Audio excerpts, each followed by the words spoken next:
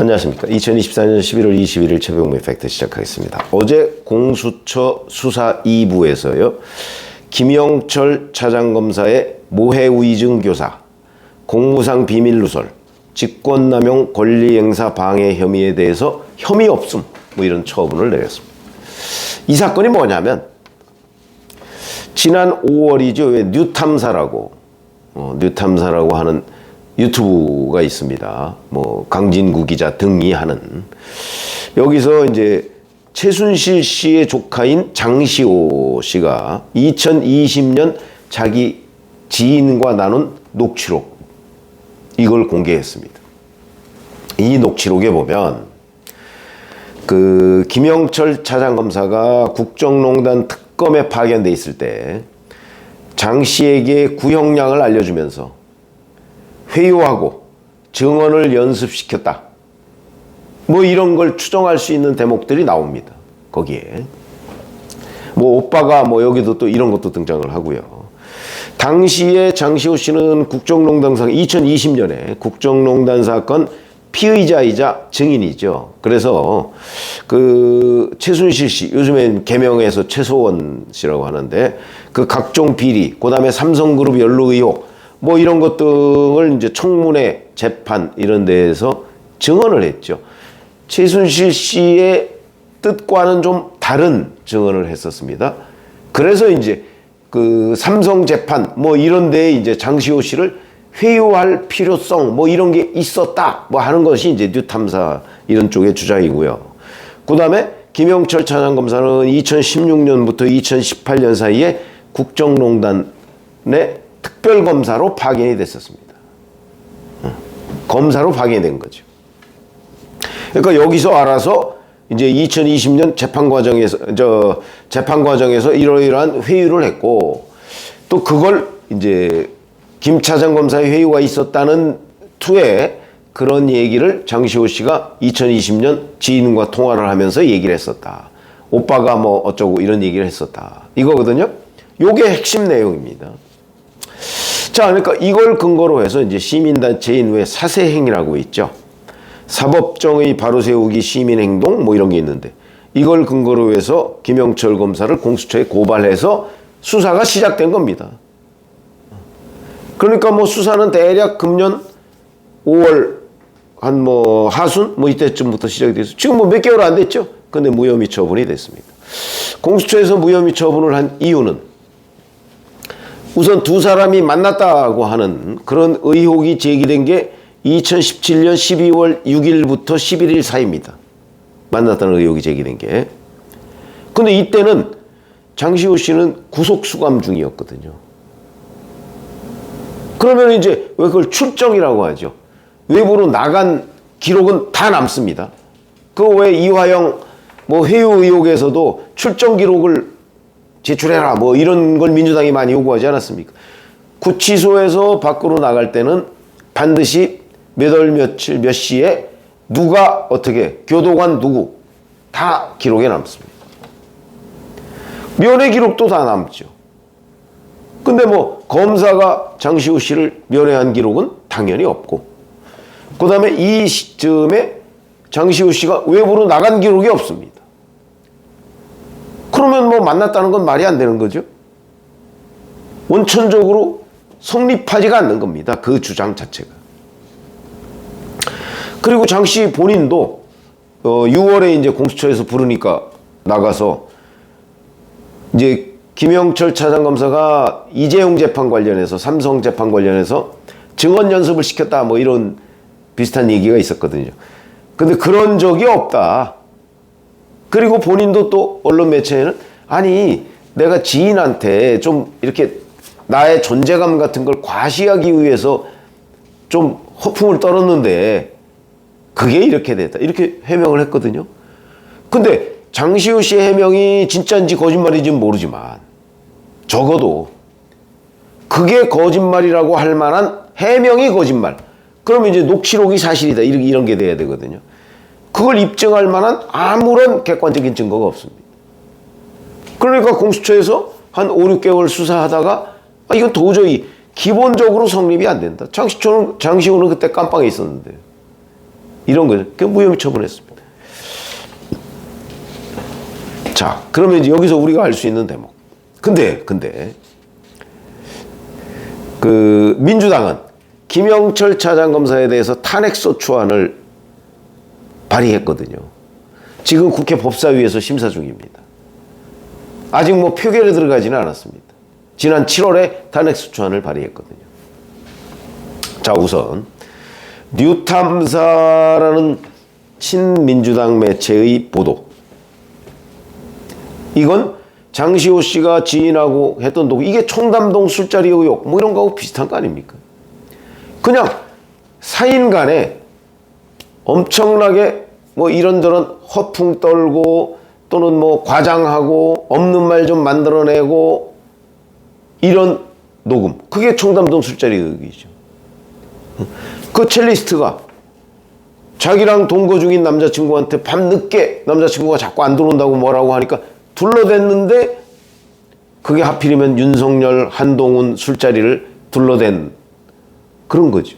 그리고 그 첼리스트는 그 밤에 다른 사람하고 역삼동 모텔에 갔잖아요. 그걸 둘러대는데 윤석열, 한동훈을 동원한 겁니다. 그 녹취를 가지고 검증도 없이, 아니 그 녹취 가지면 흥분하게 되죠. 기자라면 흥분하게 됩니다. 뭐야 이거, 진짜 이런 일이 있었단 말이야? 확인을 해야죠. 누구한테? 우선 본인한테 확인을 해야 돼요. 그거 녹취를 갖다 준 사람은 그 첼리스트의 동거인인 걸로 보이는데, 그렇다면 우선 본인한테 확인을 해야죠. 진짜 이런 일이 있었는지. 그리고 그 장소, 그 와인바라는 데가 어디인지 추가 취재를 해야죠. 왜냐하면 그 첼리스트가 거짓말을 했을 가능성이 있기 때문에. 이 동거인 말만 어떻게 믿습니까? 기자는 그래서 팩트체크가 필요한 겁니다. 그런 걸 안 했죠. 이것도 마찬가지로 장시호 씨한테 한번 확인을 했어야죠. 그러면 정말, 그리고 지인이 누군지 거기 나올 테니까, 지인이야 뭐 그냥 장시호 씨 말을 믿었겠죠. 장시호 씨가 이렇게 얘기하니까. 그럼 장시호한테 한번 확인을 해야죠.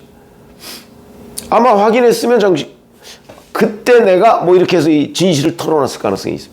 자기는 감옥에 있었어요. 자, 그 뉴탐사의 허위 보도, 허위를 믿은 보도죠. 그 녹취록만 가지고 확인도 안 하고 팩트 체크도 안 하고 그대로 보도. 또 그걸 그대로 믿고 공수처에 고발한 뭐 사세행인지 뭔지 하는 그 시민단체라는 친민주당 단체의 행동. 그건 말이 됩니까? 뉴탐사라는 데가 어떤 곳인지 다 알지 않습니까? 청담동 술자리 의혹, 그걸 주장했던 강진구 기자, 서울 양평 고속도로 의혹 제기, 그것도 강진구 기자가 제기했어. 이런 거 다 팩트 체크 안 해가지고 지금 엉망이 돼버린 바로 그 장본인들이 운영하고 있는 유튜브 채널입니다. 믿을 수가 없는 거죠, 객관적으로 보면. 이걸 믿고 공수처에 고발했다? 글쎄 뭐 공수처 뭐 수사 연습시키는 것도 아니고. 더 문제는 공당이라는 민주당이 이걸 믿고 김영철 검사에 대한 탄핵소추안을 발의했다. 그러면 탄핵소추안은 제가 여러 차례 요새 뭐 윤석열 대통령 탄핵 얘기하느냐고 그 얘기를 하는데 팩트가 확인이 돼야 됩니다. 국회에서 탄핵소추안 해서 의결해서 헌법재판소로 보내면요, 헌법재판소는 무슨 뭐 누구 증인 같은 거 불러다가 증언을 물론 듣죠. 거기서 사실관계를 규명하기가 어렵습니다. 거기서 예를 들어서 국회 법사위에는 나와서 김영철 검사가 이러이러한 걸 했습니다. 근데 김영철 검사 변호인이 나와서 그거 사실이 아닙니다. 그러면 헌법재판소에 있는 헌법재판관이 판사가 아닙니다. 이게 판사와 유사한 기능을 하는 직위일 뿐이죠. 그리고 헌법에 위반했느냐 뭐 이런 걸 따지는 거거든요. 근데 거기서 국회 법사위 측과 김영철 검사 측이 막 다투면 헌법재판관이 판결을 내리는 게 아닙니다. 그래서 헌법재판소의 결정은요, 결정이라고 합니다. 판결이라고 하는 게 아니고요. 그러니까 결국은 사실인지 여부도 모르고 탄핵소추안을 헌법재판소에 내게 되는 모양새가 되는 거예요. 이게 얼마나 경솔한 일입니까? 우리 이런 위험성 같은 거 아주 이 한국 헌정사, 정치사에 보면 굉장히 많습니다. 2002년에 한나라당 그때 이제 정영근 의원이 주로 입수했는데 과거 안기부 도청팀, 미림팀이라고 하는 팀이 있습니다. 거기서 도청한 자료가 이만큼 공개된 적이 있습니다. 이만큼, 정말 이만큼입니다. 미림팀 도청 자료가.